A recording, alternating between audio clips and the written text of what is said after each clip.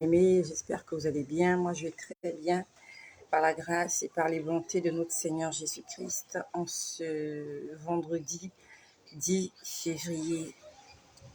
Je me sens bien aujourd'hui. Je me sens spécialement en forme. Il s'est passé quelque chose tout à l'heure.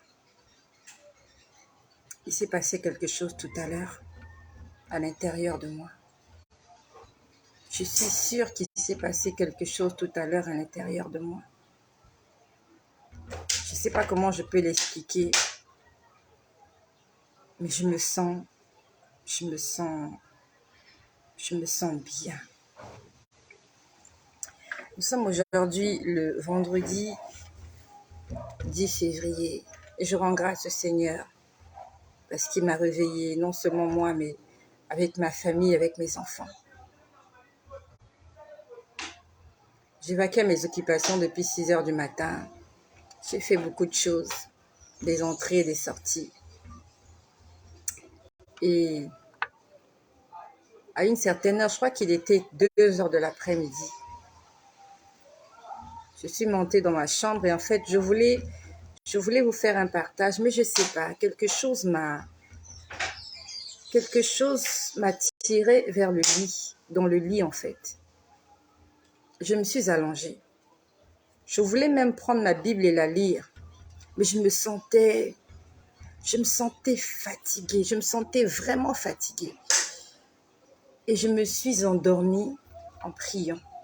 J'étais en train de prier. Je ne sais plus exactement ce que j'étais en train de dire dans ma prière, mais je me suis endormie en priant.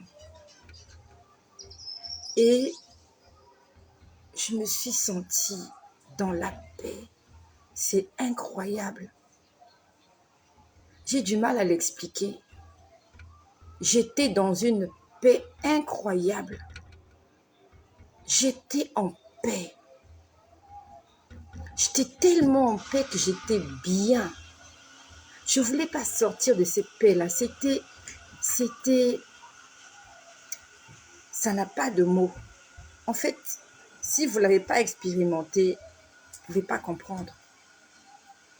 J'avais une paix incroyable. Incroyable. J'avais l'impression qu'on m'a pris, qu'on m'a mis dans la paix. Donc, j'étais entourée de paix. Pourtant, je n'étais que dans mon lit. Mais je sentais la paix. Et c'est comme si cette paix-là me parlait. Cette paix-là me disait, transmets la paix. C'est difficile à expliquer. Donc, la paix m'environnait et la paix me disait qu'il faut que j'ai la paix en moi et il faut que je transmette cette paix-là. J'avais l'impression qu'il y avait une fusion entre la paix et moi. Et cette paix me disait que, c'est comme si la paix me disait, j'ai déversé un flot de paix dans ta vie et tu dois arroser les autres avec cette paix. Mais c'est comme si on était en train de parler. C'est difficile à expliquer. Mais il y avait un échange. Il y avait un échange entre cette atmosphère et moi. J'étais juste minuscule dans cette chose qu'on appelle la paix. Et cette chose me disait que j'ai mis ça en toi. Et va le déverser, toi. Comment je peux dire? Toi, à ton tour, va le déverser. Et il me disait, tu peux le faire. Tu peux le faire parce que tu l'as en toi. Et je suis restée là. Je me tournais, je me retournais dans mon lit et je ne voulais pas me réveiller. Je ne pensais plus à rien, juste au fait que j'étais en paix. C'est difficile à comprendre. J'ai même du mal à l'expliquer en fait. Je me sentais Je me sentais tellement bien. Et je sais que tu as envie de te sentir comme ça, ne fût-ce qu'un instant. Un soir, je crois que c'était l'année dernière. Un soir, oui, c'était l'année dernière. J'ai senti cette paix juste une seconde. Ça s'est passé, j'étais dans mon lit. Je ne sais plus exactement ce qui se passait, mais j'ai l'impression que cette paix-là m'a frôlée. Elle est venue et elle est partie. Et je me suis dit, mais pourquoi elle n'est pas restée? Si tu n'as jamais vécu cela, tu ne peux pas comprendre. C'est comme les douleurs de l'enfantement. Si tu n'es jamais passé sur une table d'accouchement, tu ne peux pas comprendre quand une femme te parle des douleurs de l'enfantement. Tu ne peux pas comprendre. Mais ma prière est que Dieu te fasse sentir cette paix. Que Dieu te fasse, que tu saches qu'il y a une paix que tu peux ressentir dans ton cœur, au-delà de tous les tourments que tu traverses. Tu peux sentir cette paix. Et cette paix-là, elle existe. Il y a un endroit quelque part, il y a un être quelque part, il y a quelque chose qu'on appelle la paix. Et tu peux la toucher, tu peux la côtoyer, tu peux la sentir. Tu peux communiquer avec elle, tu peux lui parler. Il suffit juste que tu l'appelles. C'est le salam alaikum, c'est le salem. C'est celui qui, lorsqu'il vient dans ta vie, il dit que ma paix soit avec vous. Recevez la paix. La paix existe. Je te le promets, la paix existe. J'allais parler d'autre chose aujourd'hui, mais je ne pouvais pas ne pas en parler. Je ne pouvais pas ne pas en parler. Tu peux ressentir la paix, ma sœur. Au-delà de toutes les trahisons que tu as vécues dans ta vie. Des hommes qui t'ont déçu, des hommes qui t'ont menti, des hommes qui t'ont escroqué. Tu sais, combien de fois on m'a menti, on m'a escroqué. Combien de fois on m'a utilisé. Hier encore, il y a quelqu'un qui m'a escroqué hier. Il y a quelqu'un qui m'a escroqué. J'avais taxé le prix de quelque chose et ça faisait un moment qu'on était sur ce prix-là. Et la personne me dit hier, non, mais c'est pas ce prix-là. Elle me dit, c'est pas ce prix-là. J'ai dit, mais ça fait 4 fois que tu m'as donné ce montant-là correspondant à cette alliance, à ce deal qu'on a fait. J'ai dit, ça fait 4 fois. Et j'ai les preuves. J'ai des transferts que tu m'as fait. Et c'est le montant qu'on s'était entendu. La personne m'a dit, non, c'était pas ce montant. J'ai dit, mais pourquoi tu m'as fait ce transfert-là autant de fois? Elle me dit, non, c'est pas ça, c'est la moitié. Je savais qu'elle mentait. Elle aussi, elle savait qu'elle mentait. Au fond de cœur, je me suis dit, je n'irai pas en enfer pour avoir été en contradiction avec quelqu'un. Je sais à combien j'ai taxé. C'est mon bien, ça m'appartient. Je sais à combien je l'ai taxé. Et la personne avait accepté. M'avait fait un premier versement. Il y a eu un deuxième, il y a eu un troisième versement. Et maintenant que je réclame ce qui m'est de droit, personne me dit non, c'était la moitié. J'ai dit à cette personne, c'est de ma faute. C'est de ma faute. J'aurais dû écrire, mais on s'était juste limité aux paroles. J'ai fait confiance. Je me suis dit, c'est une personne, cette personne est responsable de famille. Combien les gens sont menteurs, combien les gens sont voleurs, combien les gens sont profiteurs, sont escrocs. Quand tu es en difficulté, pourquoi ne pas dire à l'autre que tu es en difficulté, qu'on revoit les clauses du contrat? Tu dis juste non, c'était pas ça. au fond de cœur, je me suis dit, ce genre de personne, je me suis dit au fond du cœur, ce genre de personnes-là, ce genre de personnes, ce sont des gens que l'ennemi envoie. L'ennemi l'envoie pour t'énerver, pour te mettre hors de toi, que tu te mettes à raconter, à dire n'importe quoi et que tu pêches. Elle va te faire pécher. Et elle, le jour de sa mort, tranquillement dans son lit, elle aura le temps de se confesser. Elle aura le temps de faire la paix avec son Dieu. Elle va rendre l'âme, elle va en enfer. Et toi, avec qui il y a eu des problèmes, toi, tu... non, elle meurt, elle va au ciel. Voilà, et t'a induit en erreur, elle t'a énervé, elle t'a fait des choses, vous retrouvez devant les tribunaux, vous ne vous parlez plus à cause de l'argent. Et elle, dans son lit, elle se confesse, elle va au ciel, et toi, tu oublies qu'un jour, tu as eu des problèmes avec quelqu'un, et tu meurs, tu te retrouves devant le jugement de Dieu. Dieu te dit oui, mais tu n'as pas pardonné. J'ai dit au fond du cœur, j'ai dit tu ne mourras pas. Je lui ai dit on fera comme tu veux. Comme tu me dis que dès le départ, c'était la moitié. J'ai dit que le Seigneur me pardonne si j'ai menti. Mais je sais qu'à l'intérieur de moi, je sais ce que j'ai dit ce jour-là. J'ai dit, je sais ce que j'ai dit, mais c'est pas grave. Faisons comme tu as dit. Paye la moitié.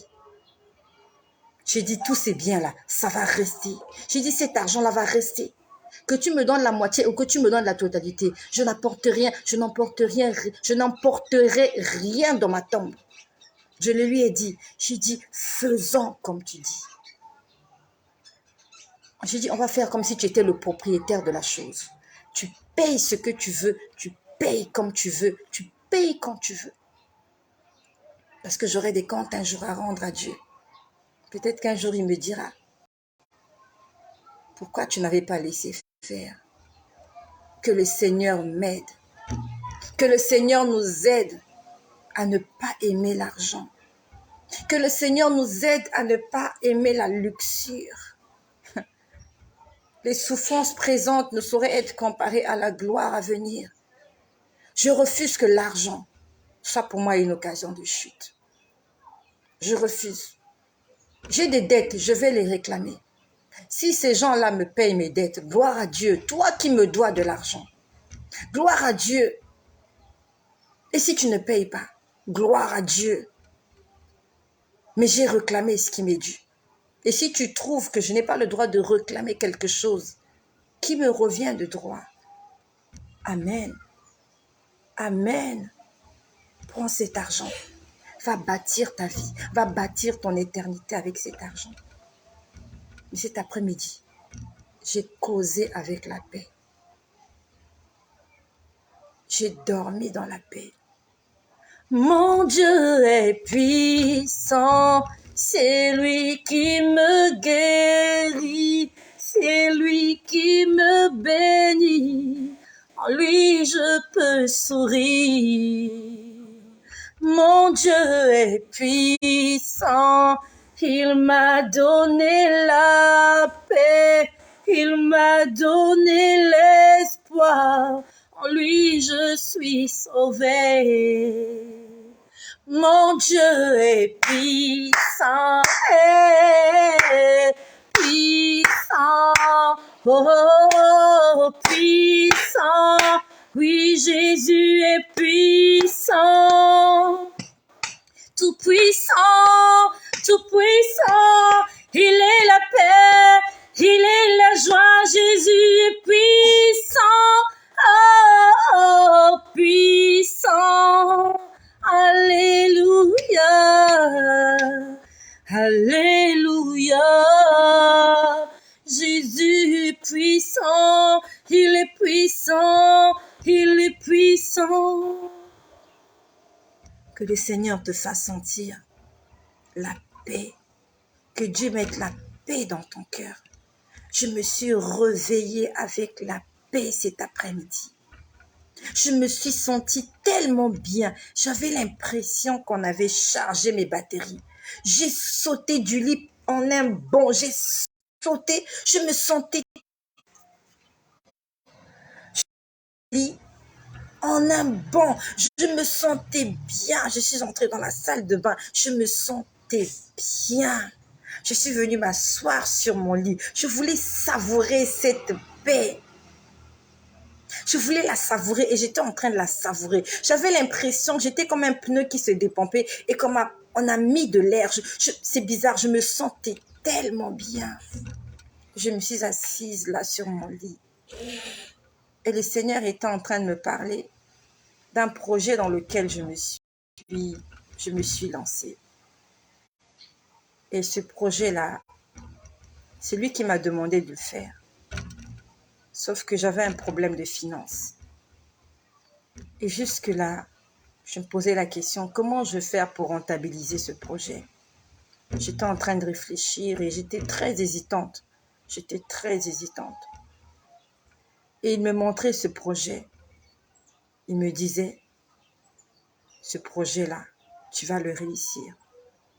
En fait, il me disait, ne crains. En fait, c'est difficile à expliquer. Il me disait, n'aie pas de soucis.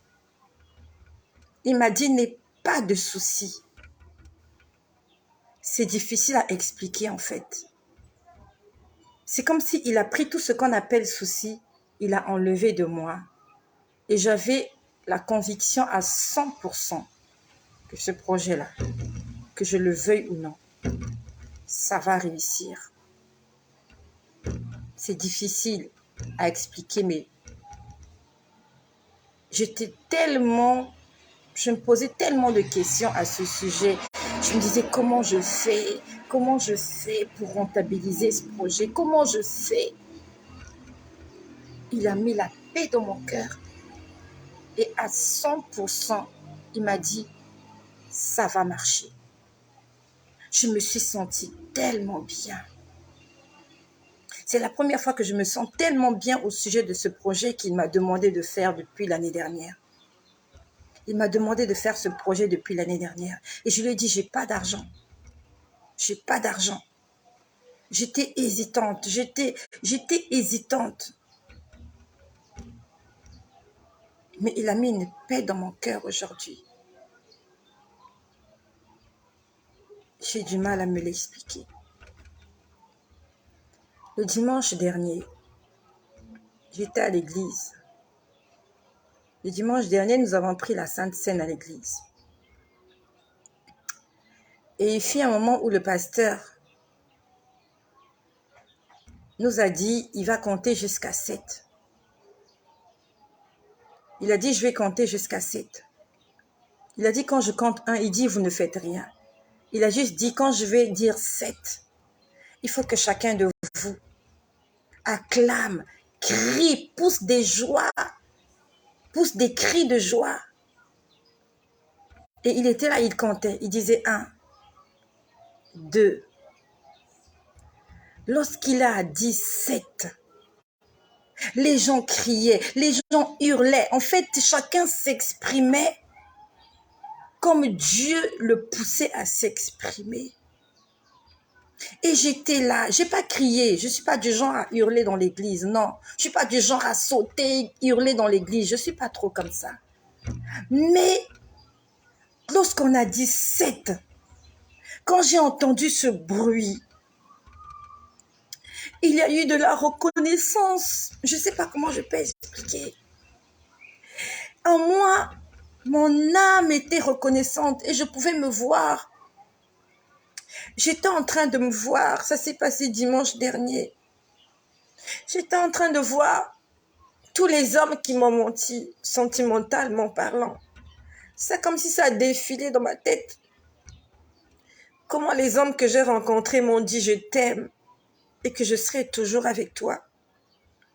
Et Dieu était en train de me montrer tous les 31 décembre où j'ai été seule, où toutes les jours, les fins d'année en fait. Et c'est bizarre, ça se passe toujours en fin d'année. Et je sais pas, Si ce partage peut aider quelqu'un, peut-être comme moi, tous les 31 décembre, tu es seul. Tous les 1er janvier, tu es seul, alors que c'est un jour où on le passe en famille. Si vous êtes couple, le 31 décembre, vous êtes ensemble. Le dernier jour de l'année, vous êtes ensemble. Le 1er jour de l'année, vous êtes ensemble. Le jour de ton anniversaire, tu es entouré des gens que tu aimes. Si tu es une femme mariée, le jour de ton anniversaire, ton mari est là. Il t'offre un cadeau. Vous êtes ensemble. Et si tu es un homme, le jour de ton anniversaire, ta femme est là, tes enfants sont là.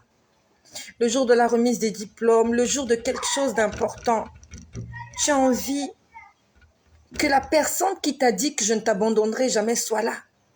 Mais Dieu était en train de me montrer comment à mes anniversaires, comment à mes accouchements, comment le 31 décembre, les 1er janvier, tous les hommes qui m'ont dit qu'ils allaient toujours être à côté de moi, ils me l'ont juré. Je t'abandonnerai jamais, je t'aime. Je t'aime de tout mon cœur. Après Dieu, c'est toi. Il y a quelqu'un qui me l'a dit, il m'a dit, après Dieu, c'est toi. Le Seigneur était en train de me dire, tu te rappelles, chaque fois que tu t'es senti seul dans des moments où tu avais besoin de ces gens-là, ils n'étaient pas là. Il m'a dit, moi, j'étais là. Il est en train de me dire, chaque fois que tu t'es senti seul, où tu avais besoin de cette personne-là, cette personne-là n'était pas là. Il me dit, mais moi, j'étais là. Pendant que cette personne était en train de te tromper, alors qu'il t'a dit qu'il n'allait jamais te tromper. Il t'a dit qu'il t'aimait. Il t'a dit qu'il t'aimait de tout son cœur.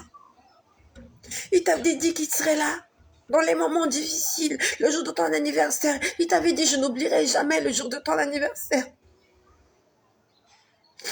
Mais quand ce jour arrive, tu te sens seul, tu es juste seul. Personne ne t'appelle, personne ne te souhaite joyeux anniversaire. Tu es là dans cette chambre d'hôpital, tu es là sur ce bloc d'accouchement. Tu es là sur ce bloc opératoire. Et il y a quelqu'un qui t'a enceinté. Il y a quelqu'un, vous avez pris la décision de mettre au monde cet enfant. Mais le jour où tu es admis à l'hôpital, le jour où il faut prendre la décision sur ta vie, cette personne-là n'est pas là. Tu es la seule sur cette table d'accouchement. C'est par ta force que tu dois sortir cet enfant. Et même si on autorise au père d'entrer dans la salle d'accouchement, il ne peut rien faire pour toi. C'est toi la maman qui doit supporter toute cette douleur. Le Seigneur est en train de me dire, j'ai toujours été là. Pendant que les hommes étaient en train de te tromper. Pendant qu'il te dit qu'il t'aime, il est dans un lit quelque part avec une autre. Alors qu'il t'a dit qu'il t'aime, il est avec une autre. Et il lui dit exactement les mêmes choses qu'il te dit à toi. À ce moment-là, il oublie que tu existes. Il oublie qu'il t'a fait des promesses. Et Dieu est en train de me dire, moi, j'ai toujours été là. Lui, il était loin. Il était en train de se la couler douce quelque part avec une autre. Et tu étais là. Tu souffrais. Je suis restée là, j'ai pleuré. Parce que c'est vrai. C'est totalement vrai. Tous les hommes que j'ai rencontrés dans ma vie, sans exception, ils m'ont tous menti. Tous sans exception. Même les enfants de mon père. Quand on grandissait, j'avais l'impression que je les connaissais. Je ne connaissais pas mes frères de sang. Je croyais les connaître. Même mes sœurs, je ne les connaissais pas. Je crois connaître cette personne-là. Tu ne la connais pas. Tu ne la connais pas. Elle n'est pas ce que tu penses. Cette personne n'est pas ce que tu penses. Quand on était petit, on était jeunes, on s'aimait. On sera toujours là, les uns pour les autres. Nous allons nous soutenir, un pour tous, tous pour un. Nous allons nous... Mais attends voir dans quelques temps ce que cette personne-là va te réserver. Et j'étais en train de revoir comme le film toutes les déceptions que j'ai connues. C'était dimanche dernier. Le Seigneur me montrait tous mes 31 décembre où j'ai été seule. Je me voyais seule. Il me disait, tu as vu comment tous ces gens t'ont abandonné? Il me disait, tu as vu comment ils t'ont lâché? Il va être avec toi toute l'année. Le 31 décembre, il va te quitter. Le jour de ton anniversaire, il va te lâcher. Le jour de son anniversaire, tu ne le verras plus. Parce qu'il y a quelqu'un d'autre à qui il a promis qu'il passera aussi son anniversaire. Le premier jour de l'an, tu mangeras seul. Il n'y aura pas de dîner en amoureux. Il n'y aura pas de déjeuner. Il n'y aura pas de petit déjeuner. Il n'y aura rien. Parce que la personne ne sera pas là. Mais le seul qui reste là,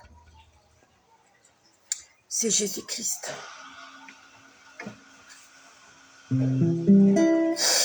Des temps à passer dans l'intimité, vivre à tes côtés pour l'éternité, être brisé par les Écritures, offrir ma vie à Jésus, c'est là mon désir pour ton plaisir, c'est pourquoi je viens, car je sais comment attirer ton regard près de moi, Adonai.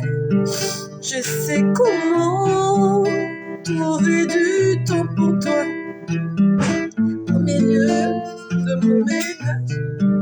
Oui, j'ai mis de côté ton aimant pour m'offrir moi-même mon sacrifice.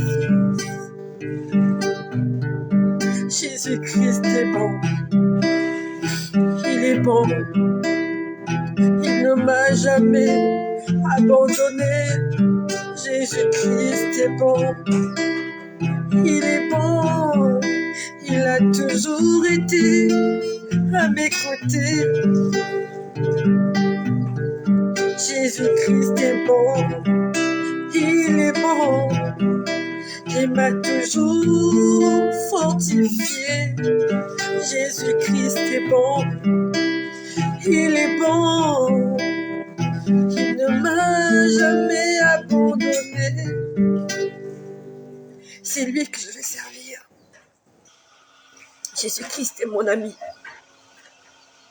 Il est le seul, quand je reste tranquille, il est le seul qui a toujours été là. J'ai perdu ma mère l'an dernier. La journée, ils viennent, ils essayent de te consoler. Mais à une heure donnée, ils rentrent chez eux. Ils vont dormir dans leur lit. Personne n'est resté avec moi 24 heures sur 24 pendant que j'étais en train de pleurer ma mère. Personne n'est resté avec moi tout le temps. Ils sont revenus là, ils sont restés 1 heure, 2 heures. Ils sont partis dormir dans leur lit. Ils sont partis dormir avec leur femme, avec leur mari. Pendant que tu es en train de pleurer un être cher.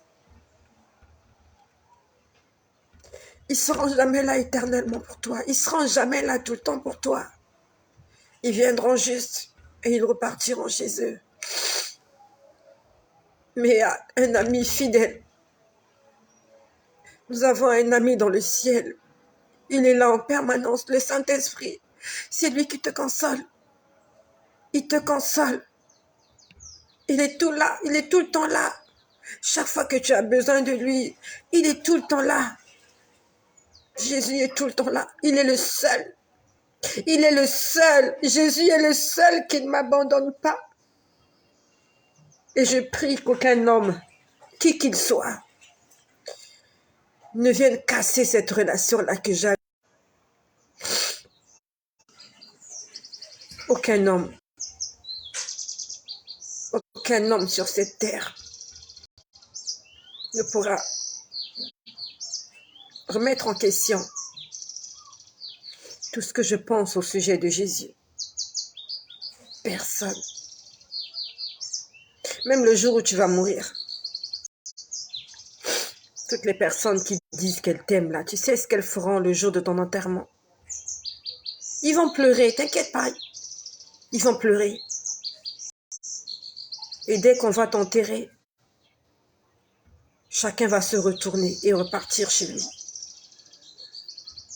Ils vont verser des larmes, ils vont couvrir ta tombe, ils vont jeter la terre. Ils vont couler la dalle, ils vont faire la pierre tombale. Ils vont mettre ta photo, ils vont te mettre des fleurs. Ils vont mettre des vêtements, ils vont mettre ce qu'ils veulent à l'intérieur de ta tombe. Et même s'ils restent là toute la journée, à la tombée de la nuit, chacun va se retourner, même ton mari. Personne ne restera au cimetière. Ils vont tous se retourner, ils vont te donner leur dos, ils vont repartir, vaquer à leurs occupations. Tu ne seras qu'un vieux souvenir, tu seras qu'une vieille histoire. Personne ne restera là avec toi. Ils vont repartir, se partager tes biens. Ils vont se partager tes vêtements, tes chaussures. Ils vont fouiller, qu'est-ce que tu as laissé, qu'est-ce que tu n'as pas laissé. Ils vont fouiller, ils se fichent pas mal de comment les vers vont te ranger dans ta tombe. Ils n'en ont rien à foutre de là où ton âme est partie. C'est pas leur problème. Ton mari se retournera. Il va épouser une autre femme. Ta femme se retournera. Elle sera la femme d'un autre homme. Tes enfants, chacun va aller se chercher. Personne ne restera là à contempler ta tombe jour après jour. Mais il y a quelqu'un qui veillera sur toi. Il y a quelqu'un qui veillera même sur ta tombe. Même quand tu seras mort. L'année dernière, au mois de décembre, je suis repartie à la tombe de ma mère. Parce qu'il y avait des gerbes de fleurs qu'on avait achetées pendant les obsèques.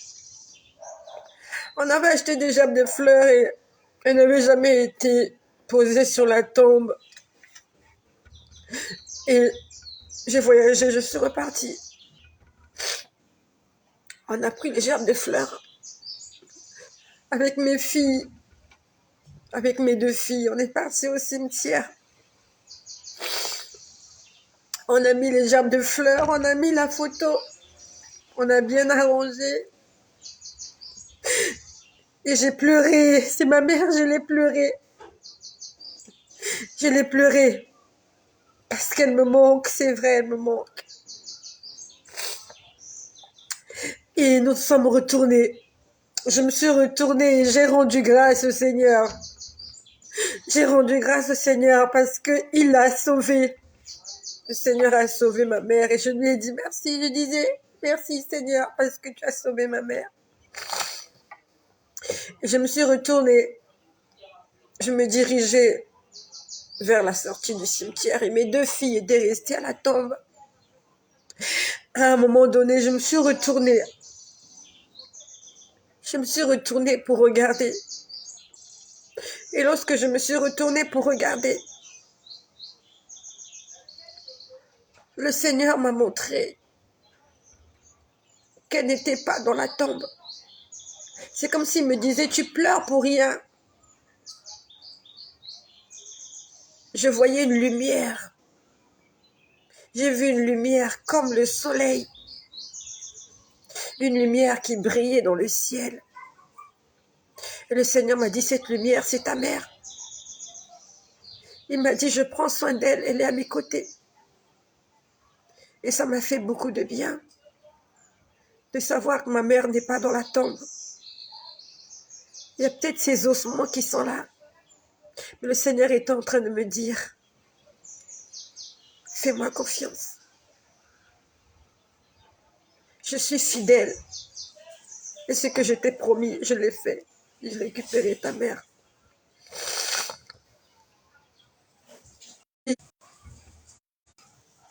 Jésus est le seul. Jésus est le seul sur cette terre de toutes les personnes que j'ai connues. Il est le seul qui ne ment pas. Ma sœur, cet homme-là te dit qu'il t'aime aujourd'hui, il ne t'aime pas. Mon frère, cette femme-là te dit qu'elle t'aime, qu'elle ne va jamais te tromper. C'est du mensonge. Si tu crois que c'est parce que tu auras des enfants que tu te sentiras bien, que tu te sentiras parent et que tu n'auras jamais de problème, tu te trompes. Si tu crois que c'est parce que tu auras un travail bien rémunéré, tu auras un bon salaire, une belle maison, une belle voiture, que tu te sentiras bien, c'est du mensonge. C'est du mensonge. Le seul qui peut te donner la paix, sans te donner de l'argent, sans te donner à manger. Je n'ai rien mangé depuis ce matin. Je n'ai pas bu de l'eau depuis ce matin. Mais je suis en paix. Je suis fortifiée. Je me suis sentie tellement bien tout à l'heure. Je me suis sentie tellement bien. C'est difficile à expliquer. Je fais confiance au Seigneur. Seigneur Jésus, je te fais confiance. Jésus, je te fais confiance. L'année dernière, à la même époque, à la même date, je travaillais. J'avais des virements dans mon compte en banque chaque 26 du mois. L'année dernière, ça fait à peine 1 an. L'année dernière, à cette heure-ci, j'étais en train de travailler quelque part. J'avais l'assurance maladie pour moi, pour mes enfants. L'année dernière, j'avais ma mère. Elle était encore là. Mais cette année, j'ai tout perdu. Tu ne sais pas ce qui va arriver l'année prochaine dans ta vie. Tu ne sais même pas ce qui va t'arriver le mois prochain. Tu ne sais même pas ce qui va t'arriver demain. Demain, tu peux perdre ton mari, tes enfants, ton travail. Demain, tu peux tout perdre. Et aujourd'hui, tu vis comme si le lendemain t'appartenait. Tu peux tout perdre l'année prochaine. L'année prochaine, l'année dernière, j'étais à cette heure-ci, le 10 février de l'an dernier. C'était Hakuna Matata. Je n'avais pas de problème. Mon téléphone sonnait, ma mère m'appelait, je l'appelais. L'année dernière, j'avais encore des collègues de service. Tu crois qu'ils t'aiment, ces collègues de service. Tu crois que tu auras des collègues de service toute la vie. Tu crois. Attends donc voir quand tu seras licencié. Attends voir quand tu te sentiras seul. Tu verras qui t'aime et qui ne t'aime pas. Aujourd'hui, tu les appelles tes amis. Tu les appelles mes potes, mes amis. Ah, c'est mon collègue, c'est ma collègue, c'est mon frère, c'est ma soeur. Attends donc voir le jour où tu seras dans la galère. Ils ne vont pas t'appeler. Personne ne t'appellera. Parce que l'intérêt guide l'homme. L'homme fait semblant. L'homme est un éternel menteur. Menteur. L'homme est un menteur. Homme avec grand H. Homme comme femme. Menteur. Ils sont tous des menteurs et des menteuses. Mais il y a quelqu'un qui est toujours là. Quand tu dors dans ton lit, quand tu as mal au ventre, quand tu as mal à la tête, quand tu te mortifies, quand tu pleures. Il y a l'Esprit de Dieu qui est toujours à tes côtés pour te dire ne crains rien. Il te fortifie. Alors que tu crois que tout est fini. Alors que tu crois que la nuit tu vas mourir. Tu es étonné de ce que le lendemain matin tu es toujours en vie. Malgré le fait que tu n'as rien mangé. Malgré le fait que tu n'as pas de mari. malgré le fait que tu n'as pas de travail, tu n'as pas de compte en banque, tu n'as rien du tout, mais tu es vivant. Accrochons-nous à celui qui donne la vie.